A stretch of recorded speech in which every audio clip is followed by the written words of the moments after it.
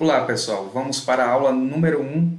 Lembrando, nós estamos em um curso completo sobre o conflito que está acontecendo na Ucrânia para a gente fugir dessas análises rasteiras e rasas dessa imprensa, dessa mídia comprometida com o interesse de uma das superpotências envolvidas na disseminação do conflito, né? E a gente está aqui para nos aprofundarmos, né? Para a gente fugir disso, né? Nós, enquanto acadêmicos, que temos uma formação acadêmica, nós temos a obrigação de fazer uma análise sem paixões, sem lado ideológico, né? Fazer uma análise de compreensão da realidade a partir da ciência, né? E não ficar na questão de torcida, né? De jogo político, de interesses ideológicos, né? Então, vamos nos aprofundarmos. Aqui nós temos a aula número 1. Olhem aqui o curso, né? Olha, análise histórica, geopolítica e geográfica do conflito Rússia e Ucrânia, certo? Com o professor Renato, né? Vamos lá. Bom, qual é o primeiro tema de hoje, né? Então vamos lá. A geografia da guerra, conflito na Ucrânia, aula número 1, certo, pessoal? Qual é o primeiro tema? O primeiro tema, como eu tinha dito naquela aula introdutória, o tema número 1 é conceitos da geografia. Então, a gente vai ter aqui alguns conceitos da geografia que a gente trabalha desde do oitavo ano do ensino fundamental. Nós estudamos também lá no segundo ano do ensino médio, né, pessoal? Então, vamos lá, vocês vão lembrar desses conteúdos. Esses conceitos aqui, olha, Estado, né? A gente utiliza muito no nosso dia a dia esses conceitos e muitas das vezes a gente não sabe qual é a definição de fato, né? Então, às vezes a imprensa, a mídia, com aquele discurso muito aligerado, muito atropelando termos, eles utilizam, trocam alguns termos, mistura e deixa a nossa cabeça realmente saindo fumaça, sem entender, sem compreender de fato o que está acontecendo. Mas vamos começar por Estado, certo, pessoal? O que é Estado? Estado com letra E maiúscula. Corresponde a um conjunto de instituições no campo político e administrativos que organizam o espaço de um povo ou nação. Para o Estado existir, é necessário que ele possua o seu próprio território e que exerça sobre este a sua soberania, ou seja, o Estado deve ser a autoridade máxima na área a ele correspondente. Então a gente pode resumir o seguinte: o Estado é um conjunto de instituições que foi criado para exercer um controle soberano, ou seja, uma relação de poder sobre um território, unificando um povo. É isso que é o Estado, com letra E maiúscula, certo, pessoal? E o Estado com letra E minúscula? O Estado com letra E minúscula se refere a uma província ou subdivisão de um determinado país. É quando você pega o território de um país e divide em áreas. Cada uma dessas áreas vai ter uma administração, vai ter um governo, vai ter os seus ministros, certo, pessoal? Então, é considerado uma unidade político-administrativa.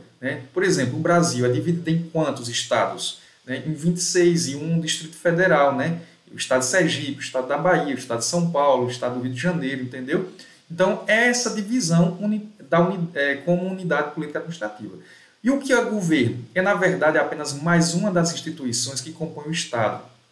Ou seja, é a esfera pública responsável por administrá-lo através de seus poderes legislativo, executivo e judiciário. Os governos são transitórios, geralmente elegíveis através do voto, exceto em ditaduras, ou em governos absolutistas. O que a gente pode dizer é o seguinte, que o governo está dentro do Estado-nação, ou seja, é apenas uma das instituições que compõem o Estado, certo, pessoal? E ele tem um papel justamente de administrar esse Estado, como uma esfera pública. No entanto, o governo, diferentemente do Estado com letra E maiúscula, o governo é transitório, ele é elegível, ele pode demorar mais se for, por exemplo, uma ditadura, como nós comemoramos agora recentemente, o golpe militar no nosso país, em que o atual governo teme dizer que não houve golpe, mas houve, em 1º de abril de 1964, iniciando ali 21 anos de intenso terror, de intensa destruição das liberdades individuais, enfim, mortes, prisões ilegais, torturas. Então, isso daí observe que por mais que demorou 21 anos, né, os generais, os militares no poder, mesmo assim ele é transitório, ele passou, ficou na história, de fato ficou uma marca terrível na história brasileira, mas é transitório. O Estado se mantém, né, o Estado com letra E maiúscula se mantém, o governo não, ele é transitório, certo, pessoal? Vamos lá, dar sequência. O que é povo, pessoal? Essa definição é usada para classificar um grupo de pessoas que usualmente possui unicamente um ponto em comum, né? Já a etnia é a identidade cultural do grupo, né? Indicada por elementos tais como a tradição, a língua. Então, guarde esse termo aqui, etnia, que a gente vai utilizar lá na frente, quando estiver discutindo os movimentos étnicos nacionalistas, né, que procuram o processo de separação e de independência e formação de Estados-nações separados das grandes potências, né? Isso aconteceu justamente após o final da União Soviética em 1991 e vai se gerar naqueles países do leste europeu uma série de ondas de movimentos étnicos nacionalistas. E o que é nação? O termo nação pode ser definido como um coletivo humano, ou seja, um grupo de pessoas com características comuns, como a língua e a religião. Os membros dessa coletividade estão ligados por laços históricos, étnicos e culturais. Possuem os mesmos traços culturais, identitários e que possuem um sentimento mútuo de pertencimento. Então, para existir a nação, tem que existir essa ligação muito grande de sentimento mútuo de pertencimento a essa coletividade, né? E quais são os fatores que vão gerar essa unidade, né? E esse sentimento mútuo de pertencimento? A língua, a religião, a tradição, né? A cultura, certo, pessoal? Olha só que informação importante aqui, olha. Há nações com um Estado constituído, como a Alemanha, o Japão e Portugal, né? Um exemplo de Estado com múltiplas nações é a Espanha. Há estados que existem várias nações convivendo no seu território. Lembra que o Estado é um conjunto de instituições que exerce soberania sobre um território, unificando um povo. Mas há possibilidade nesse mesmo território existir mais de uma nação? Há. O exemplo é a Espanha, conta com catalães, bascos, navarros, espanhóis e muitos outros. E há nações que almejam constituir-se como Estado, ou seja, existe nação, que é esse povo, né, que é um membro de uma coletividade, que tem um traço comum, como cultura, religião, né, história em comum, mas existe certas nações que não têm território, ou seja, que não têm um Estado constituído, e eles almejam formar, né? O exemplo aqui, olha, os tibetanos que ficam na China, ou seja, se eles almejam formar um Estado, quer dizer que eles almejam se separar da China. E os curdos, espalhados entre a Turquia, o Irã, o Iraque e o Azerbaijão, a Síria e a Armênia, né?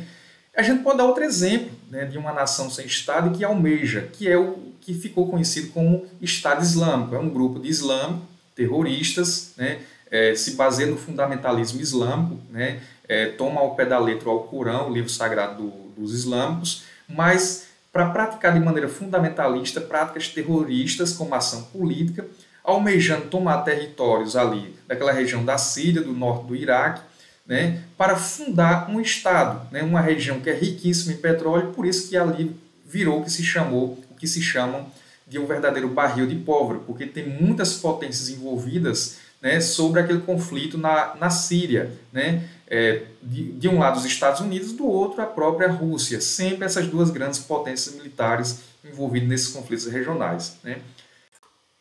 Vamos dar sequência. Olha só, raça, pessoal.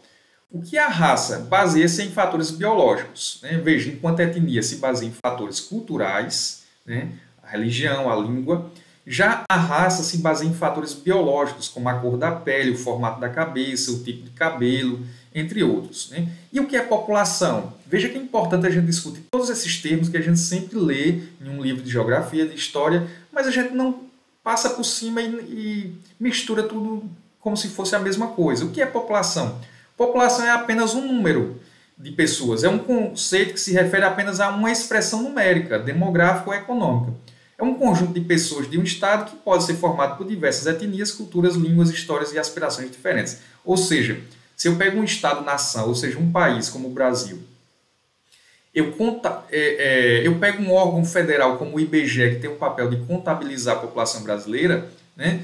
e emitir as informações da população brasileira, né? Nós vamos ter hoje por volta de 212 milhões de pessoas vivendo no nosso país, né?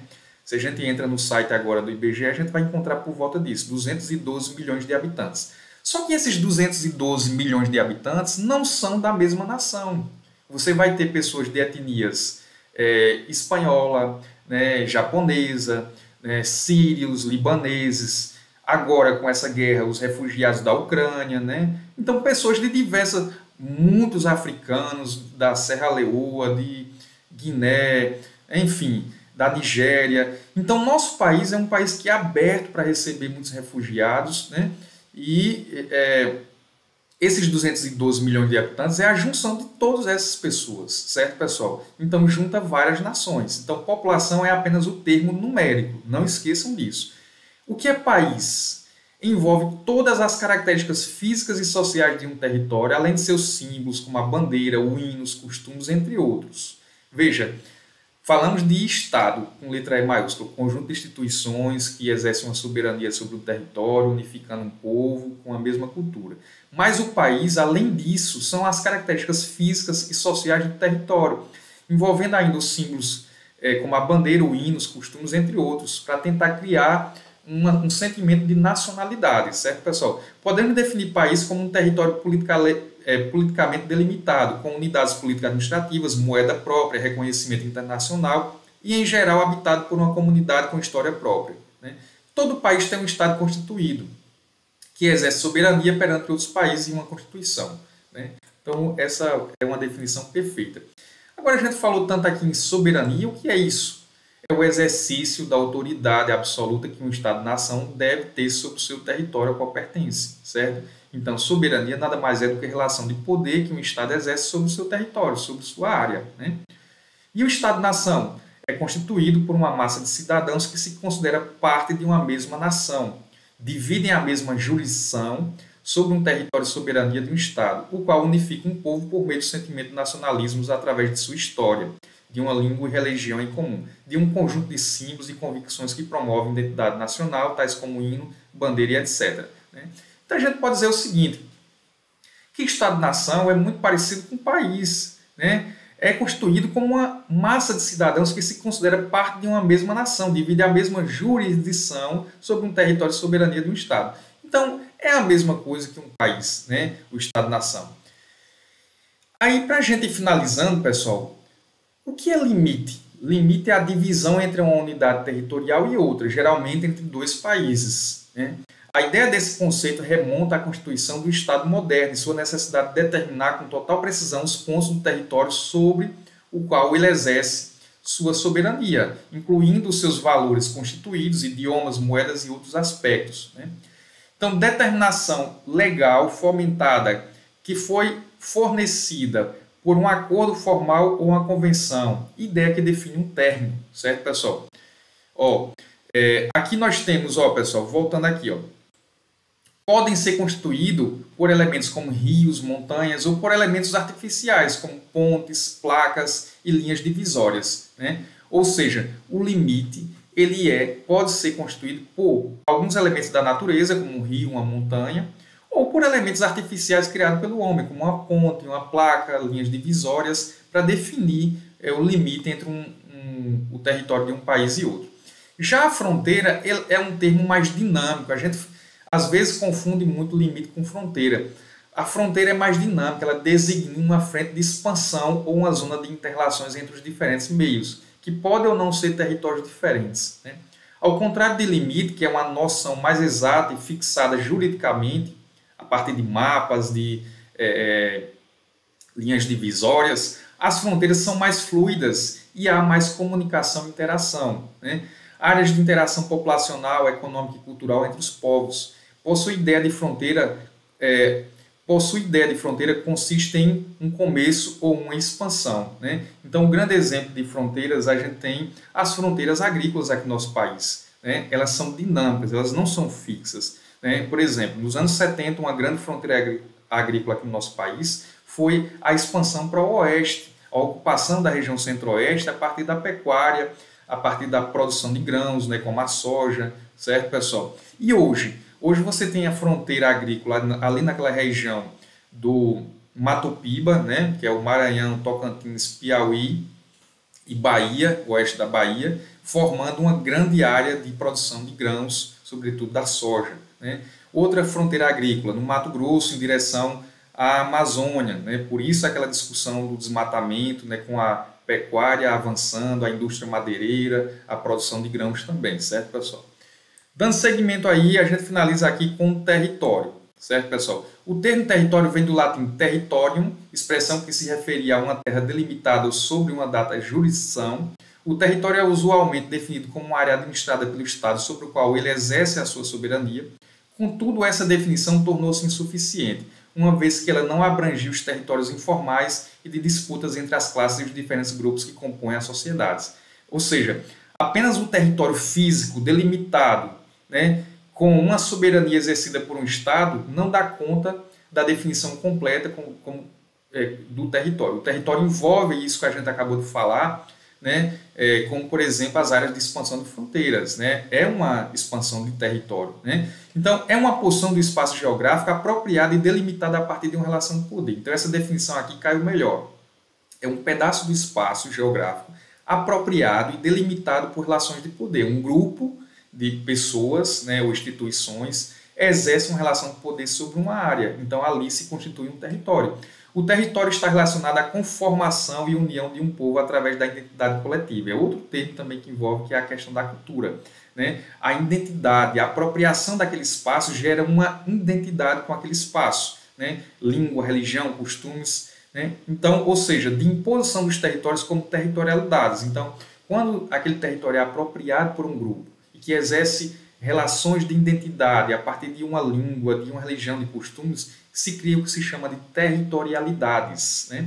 É concebido como um espaço delimitado pelo uso de fronteiras, não necessariamente visíveis. O processo de formação territorial nem sempre ocorre por meio de expressões concretas sobre o espaço. Ou seja, para se criar um território, nem sempre a gente vê, né, o resultado dessa relação de poder que é exercida. Né? Às vezes é imperceptível. Ele evidencia a existência de múltiplas territorialidades, como as das prostitutas, as do narcotráfico, as do comércio ambulante, entre outros. Por exemplo, né, se a gente tomar como referência o centro de Aracaju, né, durante o dia, quem é que exerce territorialidade ali? Exerce identidade e apropriação daquele espaço durante o dia? Os comerciantes, os ambulantes. Né? Agora, durante a noite, né, o tráfico de drogas, a prostituição. Né? Então, observe que um mesmo espaço é apropriado por múltiplas territorialidades. Né? Os territórios podem possuir um caráter cíclico, que varia com o tempo, móvel, que se desloca nos mais diferentes espaços e que se organiza a partir de redes que se interligam pelo fluxo de informações ou contatos. Um grande exemplo é o fluxo, né? A rede internacional do tráfico de drogas é considerado um território em redes, né? Gerando fluxos de informações, de contatos, certo, pessoal? Entre outros exemplos. Bom, gente, então é isso, né? Nós finalizamos aqui essa aula número 1, discutimos alguns conceitos da geografia que nós vamos utilizar nas próximas aulas. Observe que todos esses conceitos, em um determinado momento ou outro das próximas aulas, a gente vai estar utilizando, de maneira que às vezes a gente utiliza sem perceber, mas que são necessários para a gente ter essa compreensão da ciência geográfica para compreender lá na frente esse conflito, certo, pessoal? Eu espero que vocês tenham gostado. Tchau, tchau e até.